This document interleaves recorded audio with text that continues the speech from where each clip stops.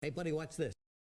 Hello, hello, Regis Kilbin is the name and Hearthstone is the game, and these are the 10 best Discover cards of all time.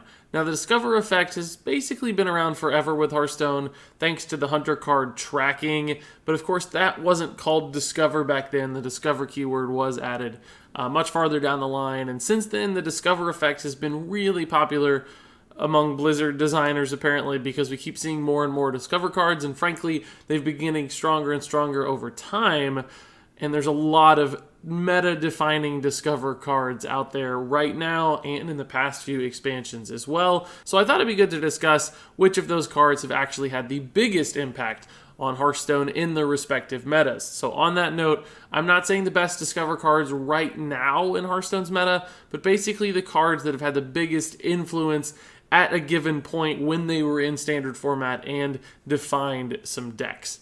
So this isn't a today list, this is an all-time list. All of that said, let's go ahead and jump into this list. Starting off with the number 10 spot is Cabal Courier from Mean Streets of Gadgetzan. This card, of course, became really popular in Kazakhstan or Reno style decks just because it gives you a nice little early game card generation while developing a body, something that those decks really like. They want both value, but also some early game presence so they don't just fall too far behind. And the fact that Cabal Courier could give you cards from other classes specifically made it really dangerous because it was very unpredictable for your opponents. They don't know if you're going to get a Pyroblast or a Mind Control, right? So it's hard to play around this card and the cards that it generates, making it a perfect fit for those Kazakhstan style decks. Up next at the number 9 spot is Netherspite Historian, which of course was an incredibly prominent card in what I call the Dragon era of Hearthstone, particularly with Dragon Priest, a little bit with mid-range or control style Dragon Warriors as well, and of course there were a lot of different decks just popping up here and there that would slot in a Dragon package, just because cards like Netherspite Historian offered you so much value and a ton of potential to high roll into really powerful late game dragons, picking up, Nefarians and Onyxias and Ysseras, etc., etc. So this card, another one of those little Discover cards that gives you an early game body, kills some pirates and stuff, while also still giving you late game resources and tools to win in slower matchups as well. So a perfect fit for mid-range or control style decks, and that's exactly who utilized Netherspite Historian to so much success. Now at the number 8 spot is Druid's Raven Idol. A lot of people might have forgotten about this card after Jade Idol popped up as its replacement and defined the control meta for a very long time. But before that, in a past era, Raven Idol really was one of the defining cards for Druid and these sort of spell Druid decks that had popped up. In combination in particular with Fandral Staghelm, this card became insane because you basically got a 2-for-1. You generated 2 cards very efficiently via a 1-mana spell, and the fact that you can discover a spell too means you can turn this card into swipes. You can turn it into wraths. You can turn it into really powerful Druid spells, meaning you get to run multiple copies, like 3 copies of a single spell, 4 copies of swipe, for instance. And the flexibility of the Discover effect, of course, made it a really good tool. Sometimes you could just dig for lethal via it. You could find a naturalized to kill something really important, or find that mulch back in the day too.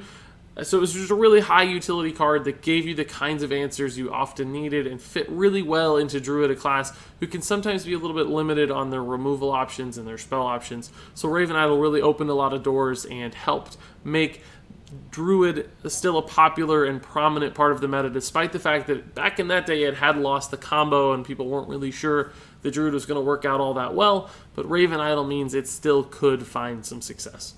At the number 7 spot is the first of many Journey to Ungro cards that are going to be on this list. It's Priest's Shadow Visions.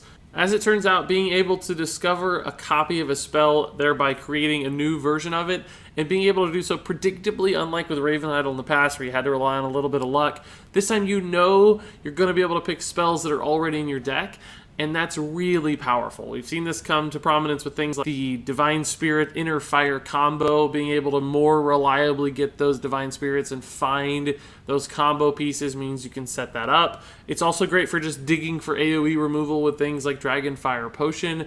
Basically, Priest has a lot of good spells that it likes to run, and being able to find copies of those when you need them specifically is worth the 2-mana cost, and being able to run multiple instances of them is also just really fantastic because you're cycling a deck slot into a really valuable card that's something you need in a specific moment. So it gets even better with a card like Lyra that came out in Journey to Ungoro and the Radiant Elementals as well, so you can do all of those things cheaply and generate tons of extra value in the process. And basically, thanks to this card and those cards, Priest is still alive despite the fact that we lost the Dragon package with the standard format rotation, and Dragon Priest, which used to be the most popular archetype of the class, has lost a little bit of favor and a little bit of power, but Shadow Visions has certainly made up for that in many ways.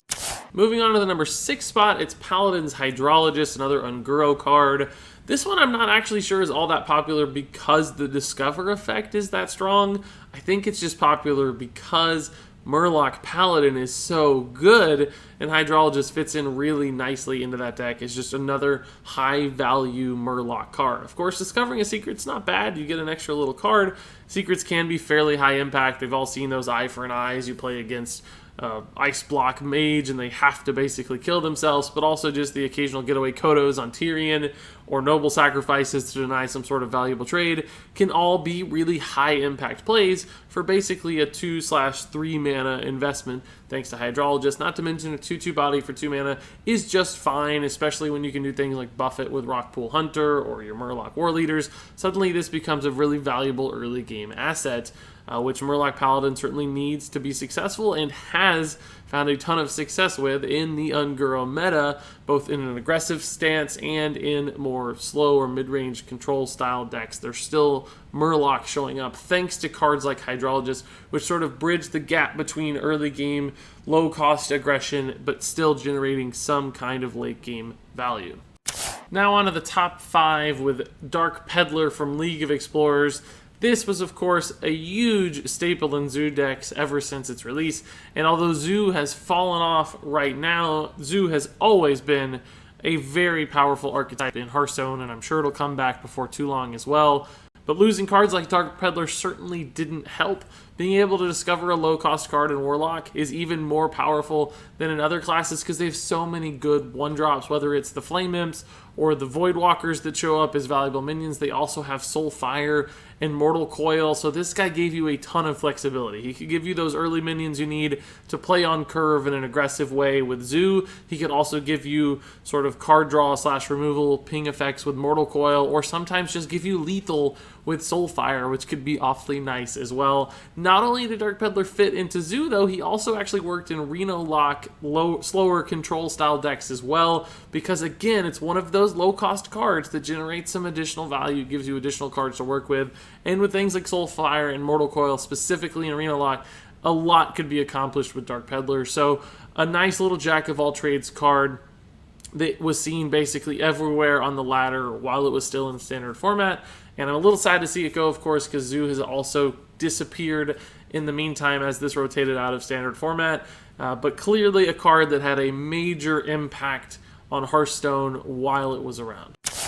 Up next at the number 4 spot is another Unguro card. This time it's Stonehill Defender, and although this might just look like a Silverback Patriarch on its body, it's of course the Discover effect that makes this card so darn strong, particularly in classes like Paladin, where there are a couple very good taunts, namely Tyrion and Sunkeeper, that if you high roll into those off Stonehill Defender, you can do some absolutely ridiculous things, running 3 Tyrions in a single deck, which is totally just blatantly unfair, but that's what Stonehill Defender actually allows.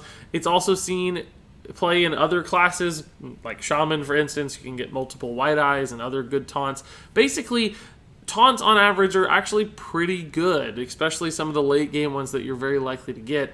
It's hard to low roll with Stonehill Defender, even if you do get some of the lower quality taunts. Just getting 2 minions out of a single card is often so much value that it still makes a big positive impact on the game. Not to mention that with a super aggressive meta with a lot of token decks and pirates out there, Stonehill Defender himself actually tends to trade fairly reasonably well into some of the smaller stuff that we see in Hearthstone these days. So basically this card can do so much that he can show up in basically any mid-range or control deck and actually accomplish something valuable for the person playing him. Moving into the top 3, it's Sir Finley Murgleton at the 3rd spot. As it turns out, you don't always like the hero power that you have. In other words, Some archetypes don't lend themselves very naturally to classes' hero powers. Think about an aggressive warrior, for instance, with Pirate Warrior or even Dragon Warrior. Hero powers don't do a lot, right? Because they want to apply pressure. They want to be able to impact the board and the opponent's face more directly than the defensively armored up hero power provides them. And Sir Finley Murgleton opened up that door, which means any kind of really hyper aggressive deck that didn't have a hero power that supported that, so things like Warrior or Shaman, but Sir Finley Murgleton certainly wasn't limited to those classes alone. But he allowed you to get things like the Hunter hero power. Sometimes even the Druid hero power would be helpful because it's just extra damage. Or the Mage hero power is a nice ping effect that can make efficient trades or just hit the opponent's face.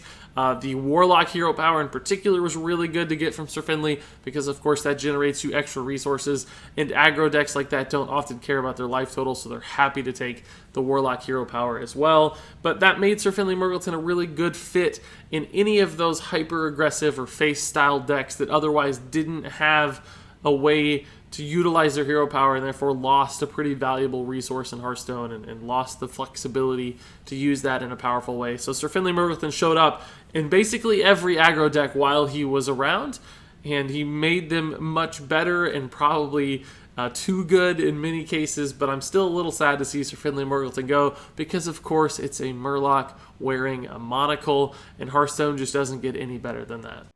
So now it's time for the number 2 card, another Ungrow card, this time Primordialglyph for Mage. I mean, really, this card is just insane. Anybody that's played Hearthstone can see how absurd and ridiculous this thing has become. For 2 mana, you get to discover a spell, and of course, Mage has a bajillion great spells and very few bad spells, so you're very often going to get something you like.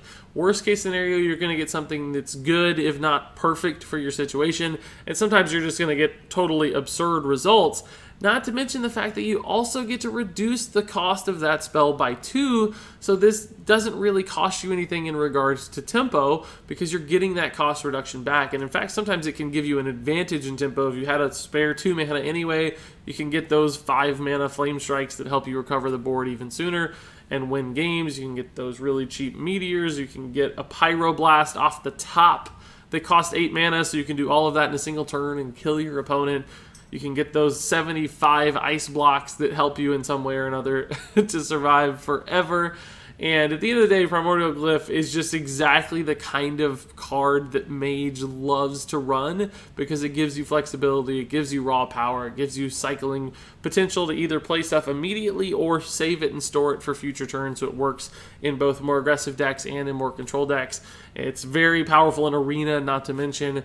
It's just the ultimate card, one of the best cards from Ungrow, and one of the best cards available to Mage right now. And it's showing up in every version of Mage because it's so darn good. You just can't go wrong with Primordialglyph. But I do think there's one more Discover card that has been more meta-defining and more impactful, and that is Priest's Draconid Operative. You might have forgotten by now because you just don't see this card nearly as often, but this dominated Priest in the mean streets of Gadget Zan meta. Basically, it completely opened up the door for Dragon Priest to be a thing. This card, in and of itself, was so strong that it basically enabled that entire archetype. Because a 5 mana 5/6, as it turns out, is pretty good on its own accord, but this battle cry is absolutely silly. The fact that you get to discover something so specific, which is a card in your opponent's deck, and often your opponents run really good cards, but the fact that it's still fairly unpredictable for your opponents to play around, but you can get the perfect tool all the time. You can get the Ice Block from Mages, you can get the big legendary minions like Tyrion from Paladins. You basically get whatever you need. Sometimes you get the burn spells that you need to kill the Shaman across from you, making Draconid Operative an incredible play. We've all also seen those mirror matchups with Priest where you Draconid Operative into a Draconid Operative into a Draconid Operative into a Draconid Operative, so on and so forth, giving you all kinds of potential long-term value. So it was great in control matchups, but could also give you the kinds of things you needed in aggro matchups too sometimes. So really just a stupidly overpowered minion that was everywhere. And frankly, even though most of the good dragon cards rotated out of standard format with Journey to Ungrow, because Draconid Operative is so powerful as its own card, we still see Dragon Priest as a viable archetype on the ranked ladder. Of course, it got things like Primordial Drake, but it lost so many good dragons. It didn't matter because Draconid Operative is so good itself that it can carry the deck alone, and I think that says a lot about just how powerful this card is. I think this was one of those cards that Blizzard printed and said, basically, Priest has been so bad for so long, we can't make any of these archetypes for Priest work or stick. Let's just print a stupidly, ridiculously, absurdly overpowered, imbalanced card to make Priest finally a thing on the ladder. And they succeeded in doing exactly that, both printing the stupid card and making Priest good. And it looks like Priest is going to be good for a while, as long as Draconid Operative and probably just Primordial Drake exist. You might be able to piece together some sort of dragon deck out of the two of those. So, to me, this has been the most frustrating Discover card to play against, the most impactful one as far as how it influenced the meta in its respective era, and probably a card that's going to be around throughout the course of its standard format rotation just because it is so darn good. And there you have it. That's my list of the 10 best Discover cards of all time. I do have to say I think it's a little bit harrowing how Discover cards are becoming more and more prominent in Hearthstone all the time. You saw just how many cards on this list were actually from Journey to Unguro, the latest expansion, and I'm not sure that's a trend I love because it is really hard to play around and play smartly in the world of Discover cards because you don't know what your opponent's getting, and it's removing that informational resource advantage that good players can often use to their advantage. All the same, they're a lot of fun too, so maybe it's still a good thing for Hearthstone at the end of the day. Regardless, I'd like to hear what you guys think. What Discover cards have you seen make the biggest impact on Hearthstone? What do you think should have been on the list? What did I get wrong? I'm sure a lot of people are going to say Primordialglyph should have been #1 because it's the most frustrating to you right now. But that doesn't necessarily mean it's the best of all time. But you never know. Maybe I got it wrong. My opinion's not always right, and you guys have some great insights as well. So please do share those in the comments below. But until then, thank you so much for watching. And until next time, game on.